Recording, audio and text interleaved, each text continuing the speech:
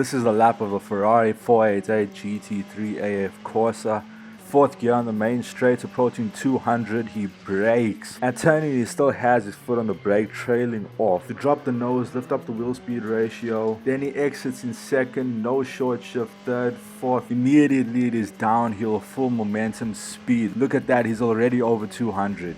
Approaching Eau Rouge, and he goes flat out on one of the most challenging, fastest corners. Best possible exit, taking advantage of track limits on the runoff area. He has to be smooth and he has to be on the perfect line, because at the end of Eau Rouge there's the crest, and on that crest you lose grip. From 260 plus, he brakes for the next corner extremely late. For these bends, he just needs to lift off the throttle to rotate enough. That's how pointy this 488 is. Coming toward the downhill corner, there's a lot more pressure on the front end, since the front end is the one fighting gravity the most, needing to turn and brake. For these downhill corners, he's depending more on the front end's natural turning force to rotate enough, coasting more than braking, to give the front tires more deformation potential for cornering. Enough rotation and he's on the throttle. These downhill corners are simply mesmerizing. Beautiful, they are amazing. The rhythm is uncanny. Francorchamps might be my favorite track of all time. He just changed to 6th gear, approaching 250, braking. Just enough load on the front end, just enough rotation, coasts and accelerates. Lift off of the throttle, floor it again. If you haven't already noticed, he's pulling immense G-force, braking over 1.7, cornering over 2 Gs. On the really fast corners, you can go 2.4. Leaning on the rear tires on exit with acceleration and lateral G-force, he's sustaining over 1.8.